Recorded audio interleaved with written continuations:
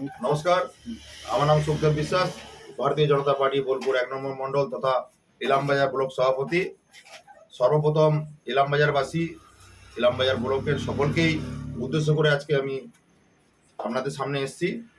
কিছু কিছু জিনিস আছে যেটা মানুষ একটু তৃণমূলের যে আতঙ্ক সৃষ্টি করছে, যাতে মানুষ আতঙ্ক না হয়, তার জন্য আমরা আপনাদের সামনে কিছু জিনিস তুলে ধরছি। আপনারা সকলেই অবগত আছেন যে কাল থেকে আজ পর্যন্ত আপনাদের বাড়িতে বাড়িতে বিএলওরা যারা আছেন সরকারি, তারা আপনাদেরকে এরকম একটি করে ফর্ম নিশ্চয়ই দিয়ে এসছেন বা এখনো পাননি বা পাবেন। তাই বিস্তারিত কিছু জিনিস আছে যার জন্য মানুষ আতঙ্কিত হচ্ছে বা আতঙ্কিত করছে, তাই আপনাদের সামনে এসে সেই ফর্মগুলি আপনাদের সামনে বিস্তারিত তথ্য তুলে দেওয়ার জন্য আমি আজকে আপনাদের সামনে এলাম। প্রথমত আপনারা দেখুন যে ফর্ম আছে, এরকম ফর্ম সবাই পাবেন। পুরো একটা স্ক্যানার পাবেন, কিউআর কোড, তার পাশে আপনার যে ছবি, মানে 2002 সালে বা 2025-এ লাস্ট যে ভোটার লিস্ট, সেই ভোটার লিস্ট অনুযায়ী আপনার যে নির্বাচকের নাম আছে সেই নির্বাচকের ছবি দেওয়া থাকবে। ধরুন আমার ছবি দেওয়া থাকবে। এবার এরকম একটা ফর্ম আছে, আপনারা সকলে কম বেশি জেনে গেছেন, সেই ফর্মে বিস্তারিত আমি বলছি। ধরুন এখানে একটা উদাহরণ দিচ্ছে, আমাদের এখানকারই একজন বাসিন্দা, তার নাম আছে 2002 সালের ভোটারের। তার ফর্মে কীভাবে ফিল আপ করতে হবে? সর্বপ্রথম তার ডেট অফ বার্থ দিতে হবে, তার আধার নাম্বার দিতে হবে, এবং তার স্বামীর নাম, পিতা বা স্বামী অভিভাবকের নাম দিতে হবে, তার মোবাইল নাম্বার দিতে হবে, এবং পিতার অভিভাবকের এপিক নাম্বার, পিতা হোক বা স্বামী হোক, ধরুন আমার যদি বাবা হয়, বাবার এপিক নাম্বার, যে ভোটার কার্ড আছে সেই ভোটার কার্ডে যে একটা এপিক নাম্বার আছে, তখনকার দিনে ছিল WB41 দিয়ে একটা ছিল, এখন সেটা আলাদা হয়েছে, এভরিথিং A to Z একটা নতুন হয়েছে, তা সেটা প্রথমে দিতে হবে। এবং যদি কোনো ব্যক্তির, ধরুন আমার বাবার নাম নেই, 2002 সালের, না থাকতেই পারে, কিন্তু আমার যে ডকুমেন্টস এবং আমার বাবার যে আগেকার ডকুমেন্টস, যে কোনো একটা 11টা যে ক্রাইটেরিয়া আছে সরকারি নির্বাচন কমিশনের আন্ডারে, তার মধ্যে যে কোনো একটা ডকুমেন্টস আপনাকে দেখাতে হবে, এবং এখনকার প্রেজেন্ট আপনার ভোটার কার্ড বা আপনার আধার কার্ডটা এটা দেখাতে পারেন। কিন্তু মেন যে 11টা ক্রাইটেরিয়া আছে সেই ক্রাইটেরিয়ার মধ্যে একটা আপনাকে দেখাতে হবে। তার মধ্যে কি কি হতে পারে? সর্বপ্রথম আপনার কোনো এলআইসি কাগজ থাকতে পারে, আপনার যে জায়গাতে বসবাস করছেন সেই জায়গার দলিল দেখাতে পারেন, বা কোনো আপনার স্কুল সার্টিফিকেট হতে পারে, আপনার যে 1 থেকে শুরু হয়েছে পড়েছেন সেখানকার একটা সার্টিফিকেট হতে পারে, আপনার বার্থ সার্টিফিকেট হতে পারে। তো সেরকম কিছু কিছু একটা জিনিস আপনাকে দেখাতে হবে। আর একটা জিনিস বিষয় আপনাদেরকে সামনে তুলে ধরি, যে প্রথমে যদি ধরুন আমার নাম আছে 2002 সালে, আমার লিস্টে নাম আছে, সেক্ষেত্রে কি করবেন? এই বাঁ দিকে যেটা লিস্ট আছে সেই লিস্টে ফর্ম ফিল আপ করলেই হবে। প্রথমে আপনার যে date of birth all total যেটা দিয়েছেন সেটা থাকবে, এবং দ্বিতীয়ত প্রথম লিস্টে আপনার যদি 2002 সালের যদি নির্বাচকের নাম থাকে, তাহলে সেই নাম আপনার তখনকার এপিক নাম্বার ওটা বসালেই পরে আপনার বুথ নাম্বার এটা দিলেই হয়ে যাবে। বুথ নাম্বার বলতে আপনার যে বুথে বসবাস করেন, যে বুথে ভোট দেন, সেই বুথের একটা নির্দিষ্ট বুথ নাম্বার আছে, সেই অংশ নাম্বারটা আপনাদেরকে বসাতে হবে।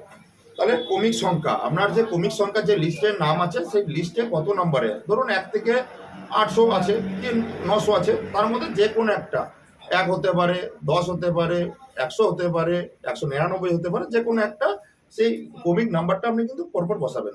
তাহলে বাকি রইল কি, আপনার নিজস্ব যদি থাকে তাহলে সেক্ষেত্রে খুব সহজ, এটা আপনি ফর্ম ফিল আপ করলেন, আর কিছু আপনার লাগবে না।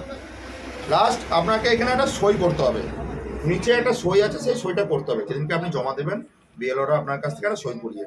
আর একটা বিষয় বলি, আপনাকে দুটো ফর্ম দেবে, একই জিনিস একই ফর্ম দুটো দেবে।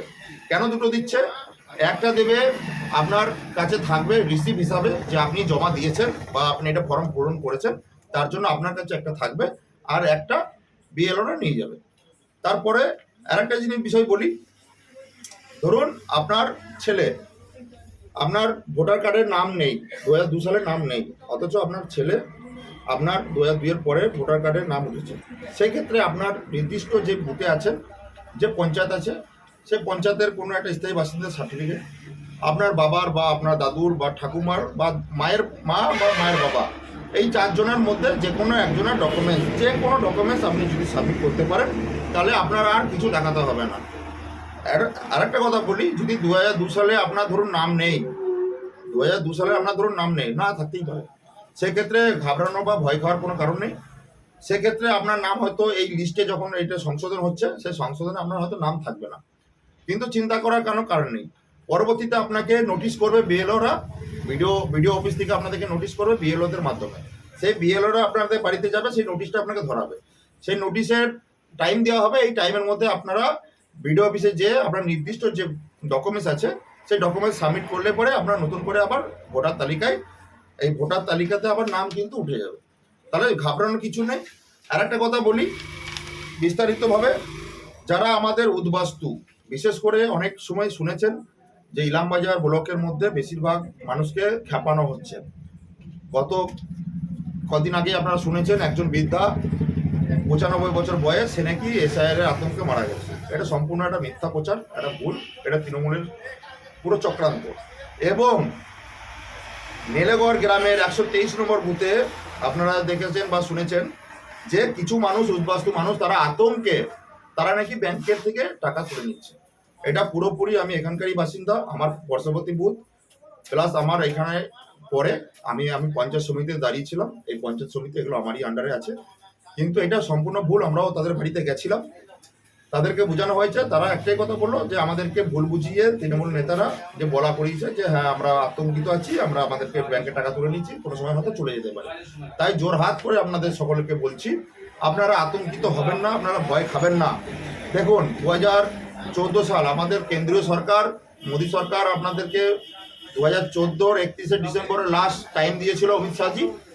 এখন সেটাকে বাড়িয়ে 2024-এর 31শে ডিসেম্বর পর্যন্ত করা হয়েছে। দেখুন, যারা উদ্বাস্তু ওপার বাংলা থেকে এপারে এসেছেন তারা নিশ্চয়ই শখ করে এপারে আসেননি, তারা ধর্মীয় কারণে অত্যাচারিত হয়ে তারা এই পশ্চিমবাংলায় বা ভারতবর্ষে প্রবেশ করেছেন। তাদেরকে আমাদেরকে রিফিউজি হিসাবে বাসস্থান দিয়েছে, আমাদেরকে অন্ন দিয়েছে, আমরা এই দেশের নাগরিক এখন বর্তমানে। তাই আমাদের কোনো ভয়ের কোনো কারণ নেই। আর একটা জিনিস বলি, যদি মনে করেন আপনারা যে এখন নতুন, যদি হয়তো 2002 সালে, 8 সালে, 10 সালে কি 12 সালে এসেছেন, তাদেরও ভয় খাওয়ার কোনো কারণ নেই। আপনাদের প্রথম যদি 2002 সালে আর 25 সালে হিসাবে যদি আপনাদের কম্পেয়ার করা হয়, সেই হিসাবে আপনাদের বুথের লিস্টে নাম থাকবে না, এখনকার সময় সেই নামটা বাদ যাবে। কিন্তু আবার ফর্ম জমা দিয়ে নতুন করে আপনাদের যারা নতুন হবে, যাদের 18 বছর পূর্ণ হয়েছে তাদের হবে, প্লাস আপনাদেরও হবে। তাতে কোনো লিগেলি অ্যাকশন, প্রশাসন থেকে আরম্ভ করে পুলিশ, ডিএম, কেউ আপনাদেরকে লিগেলি অ্যাকশন নিতে পারবে না, সেটা পুরো আইনে বলা আছে।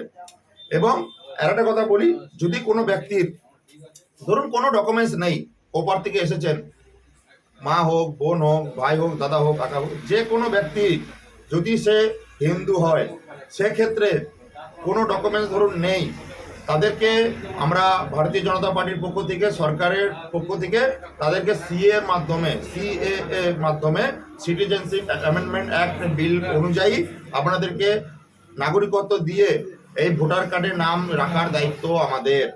তাই সকল মতুয়া সমাজের মানুষ এবং উদ্বাস্তু যারা এসছেন, এপার বাংলা ওপার বাংলা থেকে যারা এসছেন, অন্য কারণে ধর্মীয় থেকে অত্যাচারিত হয়ে এসছেন, তাদের কারোর কোনো ভয় খাওয়ার কোনো কারণ নেই। এটাই আমি বলতে চাই।